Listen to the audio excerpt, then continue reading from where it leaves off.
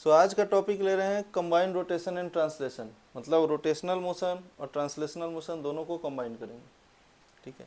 और इसमें कुछ केस स्टडीज देखते हैं, लाइक काइनेटिक एनर्जी, फिर PYQs देखेंगे, rolling without slipping, pure rolling कैसे होती है, एक्सीलरेटेड रोलिंग कैसे होगी, और फ्रिक्शन का क्या रोल है रोलिंग में, डायरेक्शन क्या होगा, स्टैटिक फ्रिक्शन होगी कि काइनेटिक फ्रिक्शन होगी, ठीक है। तो फ्रिक्शन के दो कॉन्सेप्ट के लिए मैंने अलग से वीडियोस बना रखे हैं ऑलरेडी, वो प्लेलिस्ट में आप जाके देख सकते हो, NLM के प्लेलिस्ट में। तो यहाँ पे हम लोग इन 3-4 टॉपिक्स को कवर करेंगे और पहले समझते हैं कि ये कंबाइंड रोटेशन और ट्रांसलेशन होता क्या है। तो मान लो ये एक बॉडी है, रिजिड बॉडी है, और इस पे हम एक एक पार्टिकल को कंसिडर करने जा रहे हैं। जैसे कि कोई एक ith पार्टिकल को कंसिडर किया और suppose about centre of mass, अब ये प्योर रोटेशन में और कुछ नहीं हो रहा है, मतलब मैं लैब से अगर यहाँ से देख रहा हूँ, लैब या ग्राउंड फ्रेम से, तो इसमें सिर्फ और सिर्फ मुझे प्योर रोटेशन दिखाई दे रही है, इसमें ट्रांसलेशन नहीं दिख रहा।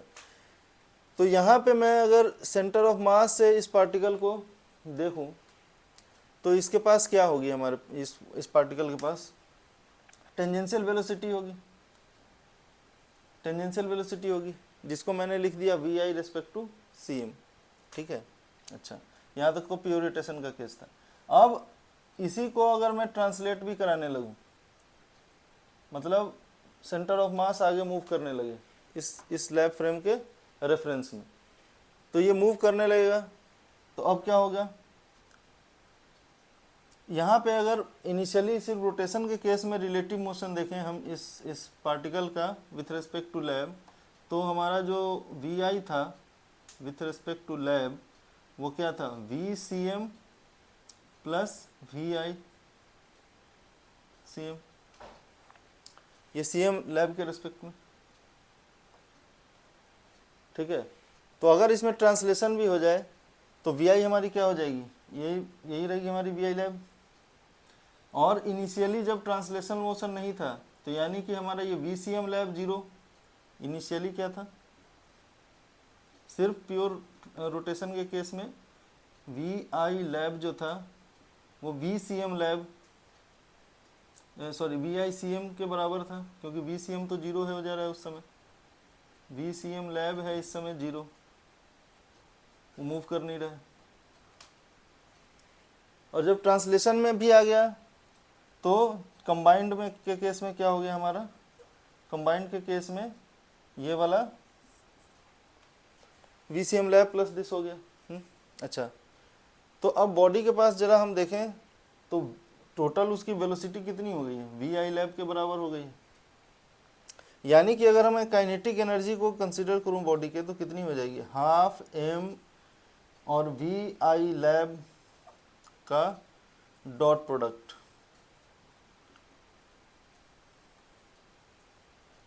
ठीक है।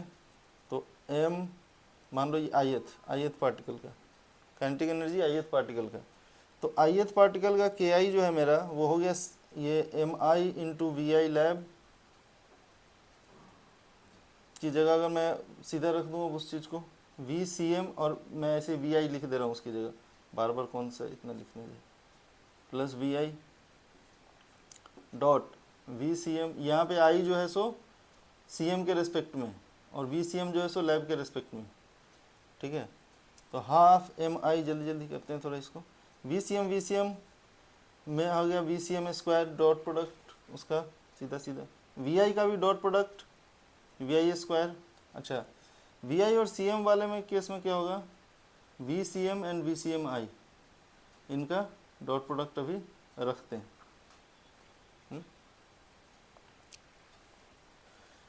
चलो आप आगे देखें, तो यहाँ से अगर मैं काइनेटिक एनर्जी पूरे बॉडी के लेने जाऊँ तो ये हाफ को बाहर रखते हैं, MI VCM square plus MI VI square plus 2 VCM, तो चेंज हो नहीं रही, सब के साथ सेम ही है, इंटू MI, ठीक है, ये कर दिया।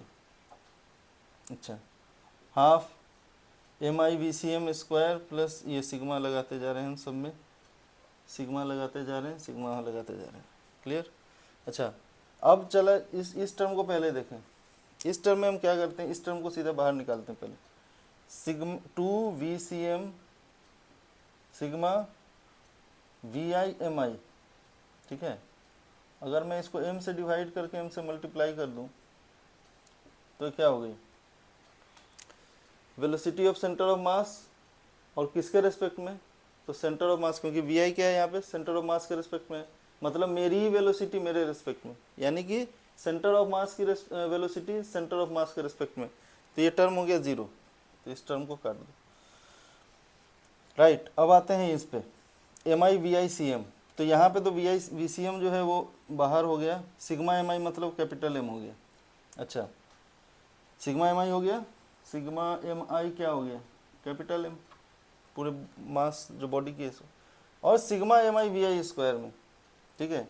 इसको क्या ट्रीट करें, तो VI की जगह रख देते हैं हम RI, एंड जो है उसका ओमेगा, किसी ओमेगा से अगर रोटेट कर रहा था तो R ओमेगा, यानी कि ये R स्क्वायर ओमेगा स्क्वायर, ठीक है,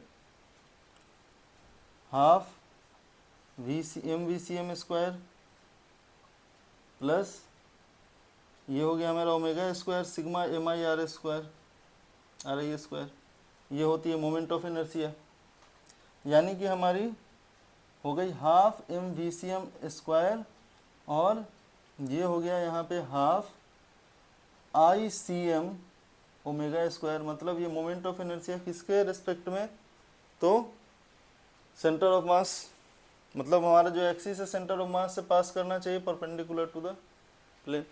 तो उसके लिए ये हो गया हमारा काइनेटिक एनर्जी, यानी कि मेरी काइनेटिक एनर्जी टोटल जो आ गई वो आ गई, मेरी काइनेटिक एनर्जी टोटल जो आ गई वो आ गई half MVCM square plus half ICM omega square, इसके बराबर आ गई, ठीक है। ये हो गई हमारी काइनेटिक एनर्जी, क्लियर। अच्छा, अब इस काइनेटिक एनर्जी के साथ कुछ चीज़ों को समझते हैं, जैसे कि प्योर रोलिंग का केस उठाते हैं। एक कंबाइंड रोटेशन ट्रांसलेशन का एप्लीकेशन है जो कि हमारे लिए काफ़ी इंपॉर्टेंट है प्रॉब्लम सॉल्विंग के लिए, रोलिंग। तो इस टर्म को इधर से जरा मैं रब कर लूँ, ठीक है, और यहाँ पे मैं आ जाता हूँ प्योर रोलिंग का केस लेके। प्योर रोलिंग का मतलब रोलिंग विदाउट स्लिपिंग। तो देखो, एक मोशन पकड़ा जाए ऐसे, यहाँ पे कोई बॉडी है जो कि सिमेट्रिक है अराउंड सेंटर, यानी कि इसका सेंटर ऑफ मास इसका ज्योमेट्रिक सेंटर पे ही होगा, ठीक है। ये शुरू में मान लो सिर्फ प्योर रोटेशन में, प्योर रोटेशन के केस में, तो प्योर रोटेशन के केस में तो ऐसे केस में क्या हो जाएगी, अगर सिर्फ प्योर रोटेशन के केस में हम कंबाइन करने जा रहे हैं तो रोलिंग मोशन बनेगी कैसे, वो देखते हैं। ये प्योर रोटेशन में यानी कि ओमेगा है, यानी कि कोई भी पार्टिकल, और मान लीजिए इसका रेडियस है r, ठीक है, और मास m दिया रखा है, ठीक है। तो ये अगर प्योर रोलिंग में है, यानी कि हर एक पॉइंट जो है उसके पास, अगर मैं इसके अराउंड एक सर्कल ड्रॉ करूं तो उसके पास एक टेंजेंशियल वेलोसिटी होनी चाहिए, एकदम। अभी हम क्या ले रहे हैं, यूनिफॉर्म रोटेशन भी है, यूनिफॉर्म ट्रांसलेशन भी होगा। तो किसी भी पॉइंट पे देखो, इस पॉइंट पे देखो, इस पॉइंट में जो है हमको आगे की तरफ r ओमेगा से टेंजेंशियल वेलोसिटी मिल रही है नियर अराउंड पॉइंट बिल्कुल सरफेस के। उसी तरह से यहाँ पे भी जो होगी नियर अराउंड पॉइंट बिल्कुल सरफेस के, उसके पास भी होगी r ओमेगा पीछे जाने की टेंडेंसी। इस पॉइंट पे r ओमेगा की टेंडेंसी नीचे जाने की है, बिल्कुल जो मेरा ये हॉरिजॉन्टल मतलब वर्टिकल यहाँ से बना रहा है, और ये भी प्योरली r ओमेगा से ऊपर जाने की टेंडेंसी। तो ये प्योर रोटेशन का केस है। अब मैं इसमें ट्रांसलेशन ऐड कर रहा हूँ, ठीक है। ये प्योर रोटेशन का केस था। अब इसमें मैं क्या कर रहा हूँ कि प्योर ट्रांसलेशन, तो प्योर ट्रांसलेशन में रिजिड बॉडी है, और अगर वो VCM से आगे मूव कर रही है किसी ग्राउंड फ्रेम से, मान लो इस फ्रेम से ही देख रहे हैं, ठीक है, तो इस फ्रेम से देख रहे हैं तो ये वाला पार्ट भी आगे जाने की टेंडेंसी में है VCM से, प्योर ट्रांसलेशन में है, ठीक है, VCM से है आगे, सब के सब जो है किसी भी ग्राउंड फ्रेम से VCM से आगे जाने की टेंडेंसी में, ठीक है। अब जब दोनों को कंबाइन कर दिया तो क्या होगा, दोनों को जब हम कंबाइन कर देंगे तो कुछ इस तरह से बनेगी। ये पार्ट VCM से आगे जा रहा होगा, अच्छा यहाँ वाला पार्ट में VCM कंपोनेंट तो है ही, प्लस एक हमारा रोटेशन के कारण भी, अगर वो ओमेगा से रोटेट कर रहा है, ओमेगा से अगर रोटेट कर रहा है तो R ओमेगा से आगे जाने की टेंडेंसी इस पॉइंट की, क्योंकि उस पर और वेक्टोरियली ऐड हो गया टेंजेंशियल एक्सेलरेशन वेलोसिटी। अच्छा यहाँ नीचे वाला पॉइंट भी VCM से आगे जाना है, और पीछे वाला ये जो है पॉइंट, इसकी टेंडेंसी R ओमेगा से पीछे जाने की भी है। अगर ये हो सकता है कि VCM R ओमेगा से ज़्यादा हो, क्या क्या केस बन सकते हैं, इसको हटाते हैं, काइनेटिक एनर्जी तो हमने कर ही लिया है, इसको नोट करके रख देता हूँ मैं।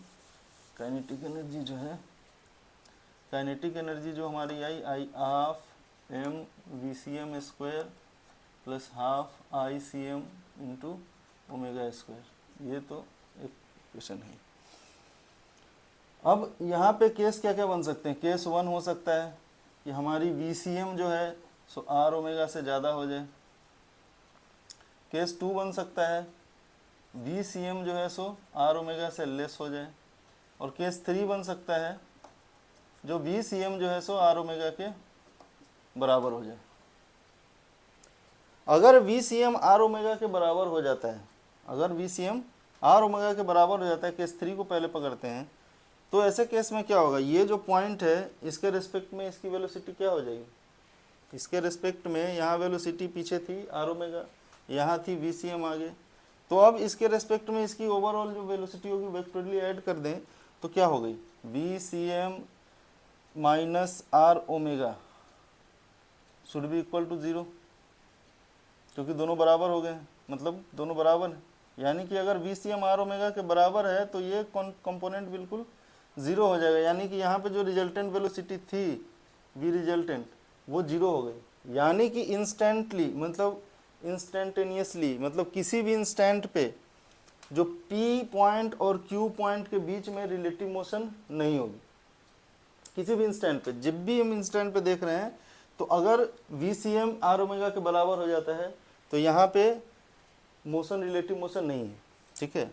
इसी केस को बोलते हैं प्योर रोलिंग, इस केस को बोलते हैं प्योर रोलिंग, मतलब जहाँ पे हमारा VCM जो सेंटर ऑफ मास की वेलोसिटी है और हमारे रोटेशनल मोशन के कारण जो किसी भी पॉइंट की वेलोसिटी है, वो अगर इस पॉइंट पे P पॉइंट पे सेम हो गई तो हम कहेंगे this is the case of pure rolling, मतलब यहाँ पे स्लिपिंग नहीं होगी, कोई रिलेटिव मोशन ही नहीं होगा यहाँ पे, तो स्लिपिंग नहीं होगी। यहीं पे अगर केस देखो, केस नंबर 1 जहाँ की VCM ज़्यादा हो जा रहा है हमारे R ओमेगा से, यानी कि रिलेटिव मोशन स्टार्ट हो गई, तो यहाँ पे क्या हो रही है, हमारी फॉरवर्ड स्लिपिंग हो रही,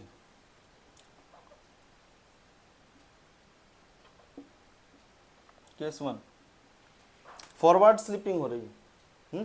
अच्छा, दूसरे केस में क्या हो रही है, अगर VCM कम हो जाती है R ओमेगा से, मतलब ये पॉइंट पीछे ज़्यादा खिसकना चाहेगा, तो यहाँ पे होगी बैकवर्ड स्लिपिंग।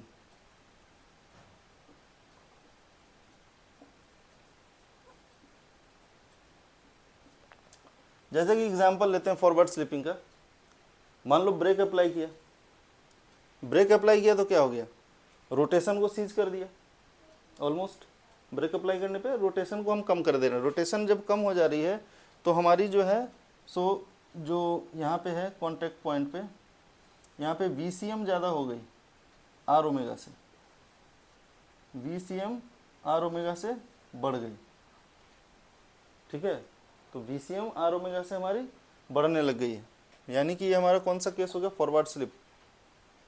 दूसरा case backward slipping, muddy road है और गाड़ी मतलब फंस गई, मान लो एक्सीलेटर मार रहे हैं तो बस व्हील वहीं पे रोटेट कर रहा है, मतलब आर ओमेगा बढ़ रहा है, और वी सी एम बहुत माइनर है, छोटा है, थोड़ी सी गाड़ी खिसक के मतलब स्किड करने लग रही है, जो भी है स्लिप करने लग रही। तो यहाँ पे हो गई हमारी बैकवर्ड स्लिपिंग, ठीक है। तो यहाँ पे केस हो गया क्या, दूसरे केस में आर ओमेगा ज़्यादा हो गया वी सी एम से, तो ऐसे केस में प्योर रोलिंग हो नहीं पा रही है। लेकिन अगर केस ये है जहाँ की V C M R omega के बराबर है, तो यहाँ पे हो जाएगी प्योर रोलिंग। अच्छा, प्योर रोलिंग का केस हम लोग समझ गए हैं कि प्योर रोलिंग के केस में हमको पी एंड क्यू के बीच में रिलेटिव मोशन नहीं रखना है, पी एंड क्यू के बीच में रिलेटिव मोशन नहीं रखना है। अगर वैसा केस बन रहा है तो हमारा प्योर रोलिंग का केस है, ठीक है, बढ़िया है। अच्छा, यहाँ पे हमने पैरेलल एक्सिस थ्योरम भी पढ़ा है। तो यहाँ तो जो है एक्सिस, ये देखो, इसके अबाउट हमारा ये काइनेटिक एनर्जी हमने कंप्यूट किया था। कंबाइंड रोटेशन ट्रांसलेशन में ये भी केस है। तो यानी प्योर रोलिंग का केस में हमारा के ई जो है सो half M V C M square plus half I C M omega square के भी होगा, राइट। अगर ये प्योर रोलिंग का केस है, प्योर रोलिंग का केस है, तो ऐसे केस में क्या होगा, हमारा ओमेगा स्क्वायर जो है वो क्या हो जाएगा, V square by R square के बराबर हो जाएगा, ठीक है। या हमारा वी स्क्वायर जो है सो आर स्क्वायर ओमेगा स्क्वायर के बराबर हो जाएगा। तो काइनेटिक एनर्जी जरा इस केस में देखो, half M R omega R square omega square plus half I C M omega square, यानी कि अगर मैं हाफ ओमेगा स्क्वायर को बाहर ले लूँ तो I C M plus M R square. अच्छा, अगर ये मेरा यहाँ से एक्सिस ऑफ रोटेशन कंसीडर करूँ, यहाँ से एक्सिस ऑफ रोटेशन को कंसीडर करें, तो हम देख रहे हैं कि half omega square I C M plus M R square, यानी कि यहाँ पे ये मोमेंट ऑफ इनर्शिया जो है अबाउट द पॉइंट क्यू है, पैरेलल एक्सिस थ्योरम लगाकर। कौन सा, पैरेलल एक्सिस थ्योरम। तो यानी कि प्योर रोलिंग के केस में क्या होगा कि ये वाला जो एक्सिस है, ठीक है, इंस्टेंटेनियस रोटेशनल एक्सिस, मतलब इसके अबाउट अगर मैं इस मोशन को स्टडी करूं तो सिर्फ प्योर रोटेशन हो रही है, ठीक है, प्योर रोटेशन हो रही, क्लियर, इंस्टेंटेनियसली रोटेशन में, क्लियर। यानी कि हमारा रोलिंग का केस क्या है, V C M R omega, या फिर हमारी kinetic energy about the rotational axis जो हमारी इस पॉइंट ऑफ कांटेक्ट से पास हो रही है और perpendicular to the plane of the body है। तो ऐसे में क्या होगा कि kinetic energy half I omega square के बराबर आएगी और वी सी एम जो है सो आर ओमेगा के बराबर होगा, ठीक है। तो ये बड़ा इंपॉर्टेंट कॉन्सेप्ट है प्योर रोलिंग का। नेक्स्ट वीडियो में 2 एग्जाम्पल लेते हैं और प्रॉब्लम के थ्रू समझते हैं इस कॉन्सेप्ट को।